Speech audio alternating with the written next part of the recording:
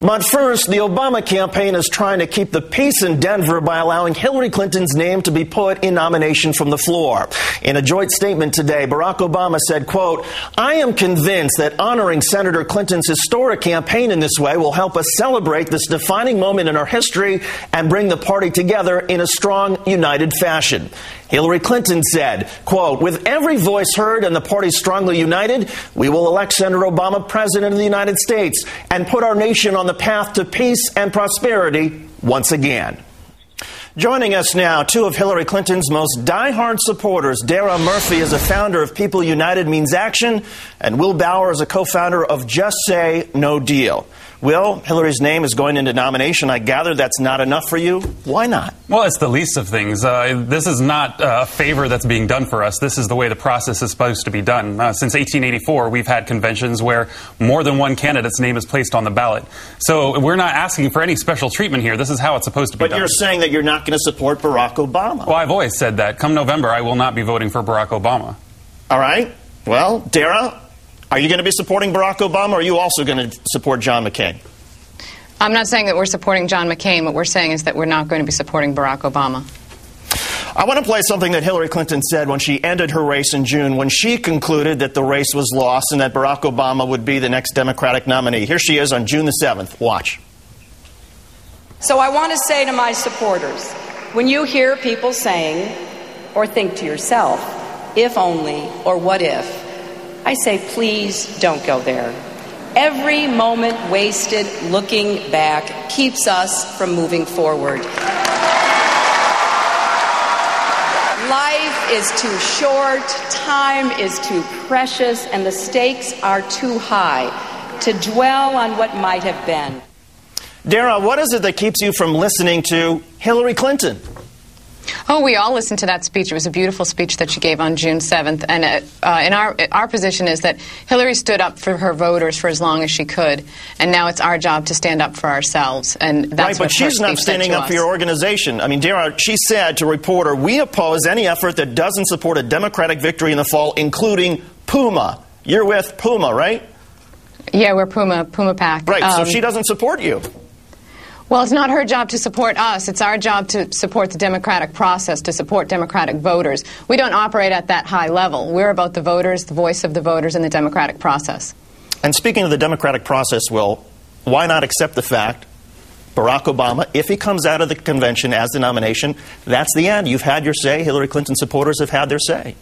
Oh, because we haven't had our say yet, and to expect 2,000 delegates who represent 18 million voters that they're going to silence those voices. This is the least of things. The least of things, but what do you, I mean, most voters, let's put aside the superdelegates, most voters in the popular vote supported Barack Obama. In the popular vote. Right, but what's your definition of democracy? Well, my definition of democracy is when we have a system that isn't brokered from the beginning. I view this as having been pre-wired.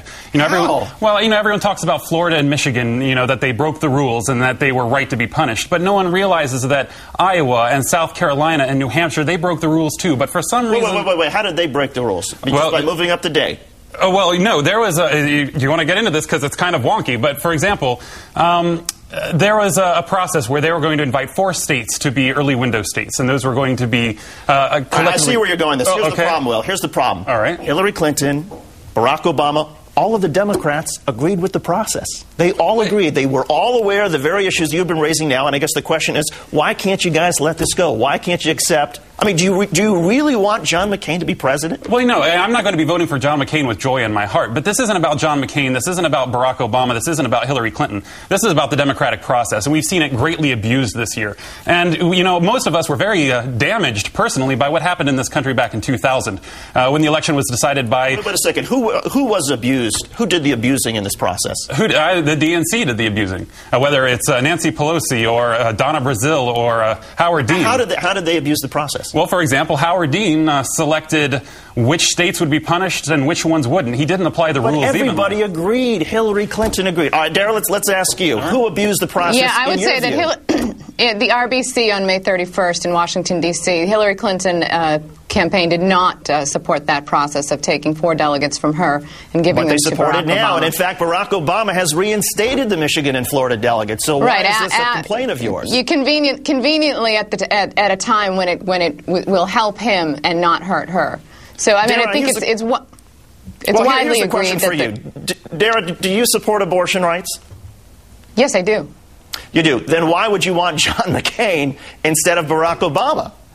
I don't believe that Barack Obama stands up for anything, for any platform. I don't trust his Nothing. He doesn't stand for anything. He doesn't stand for ending the Iraq War. He doesn't stand for trying to fix the economy. He doesn't. I don't know. He's in Hawaii right now, so I'm not sure where he stands on those kinds of issues. All right, let's vote against him because he's in Hawaii. Is that the position? I mean, seriously, what is it about a John McCain presidency that you think would be better than Barack Obama, given that you clearly seem to have Democratic viewpoints?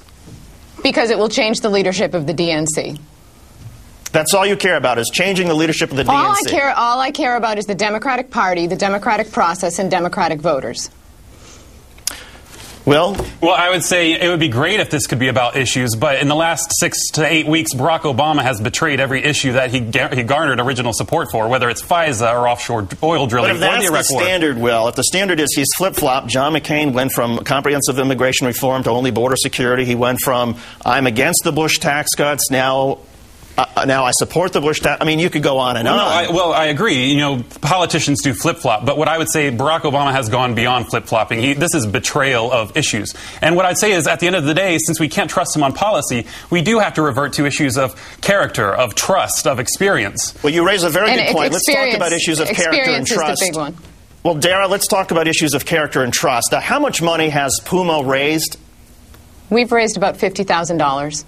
$50,000. Then why did your spokesperson say on national TV a few weeks ago you had raised at least $6 million? No spokesperson from my group said that. Well, there's a person who claimed that they were with PUMA.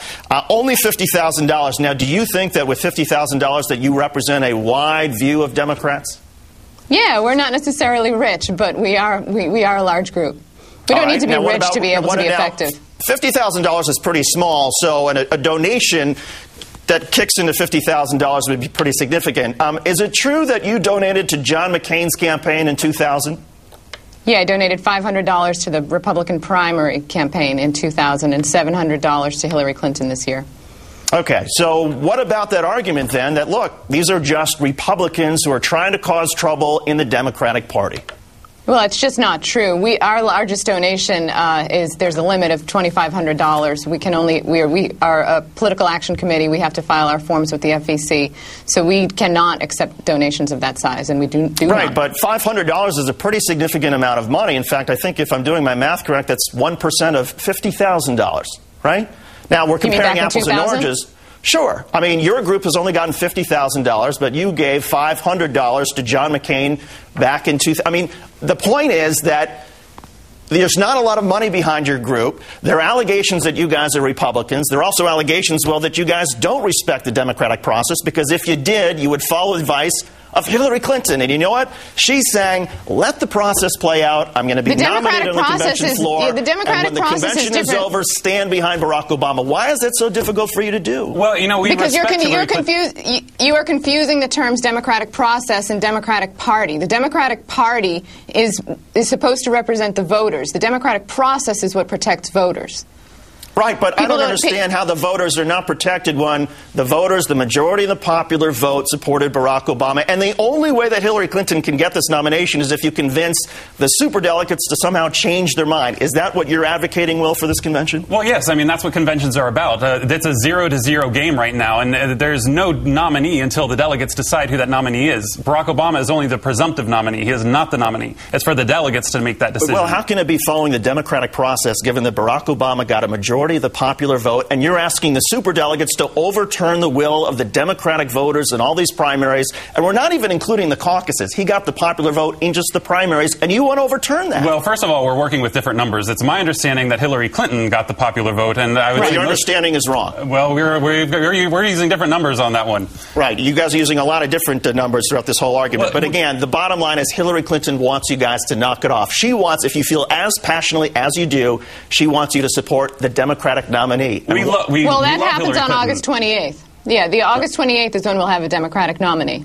All right, but will you pledge right here and right now that A, you're not a Republican, and B, you will support the Democratic nominee, whoever that will be?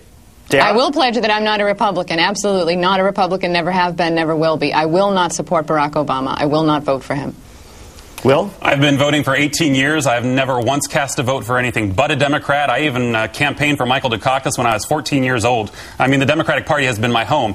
This is not something that I've been doing lightly. I would say that if Barack Obama is our nominee in November, he's not the Democratic nominee, he's the DNC's nominee. Wow. That there's been a departure between the DNC's leadership, and they no longer represent the Democratic people. Well, I think most Democrats would disagree. I think even most Republicans would disagree with you. In any case, Will Bauer, co-founder of Just Say No Deal here in D.C., and Dara Murphy, who is with PUMA PAC in Boston, we thank you both for coming in.